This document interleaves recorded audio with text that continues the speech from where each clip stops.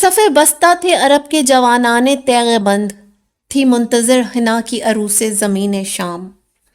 میدان یرموک میں سلطنت روم کے لشکر کی پچھلی طرف سے ایک شخص نکلتا ہوا نظر آیا، بظاہر جس کی حالت خراب لگ رہی تھی، لیکن اصل میں وہ مخبر تھا۔ اس نے حضرت ابو عبیدہ ابن الجرح کو یہ اطلاع پہنچائی کہ رومن امپائر کے لشکر کے ساتھ 60,000 فوجیوں پر مشتمل عرب نصرانیوں کی ایک فوج بھی شامل ہونے کو پہنچ چکی ہے۔ حضرت عبیدہ رضی اللہ تعالیٰ عنہ نے تجویز دی کہ ہمیں فوراً لشکر روم پر حملے کا آغاز کر دینا چاہیے۔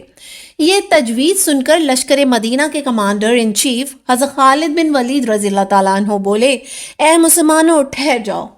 پھر حضرت خالد بن ولید رضی اللہ تعالیٰ عنہ نے اپنی فوج کے 30 سپاہی صف سے آگے بلائے اور کہا کہ میں خود ان 30 جنگجوؤں کے ساتھ اس 60,000 عرب نصرانی فوج کا مقابلہ کرنے کے لیے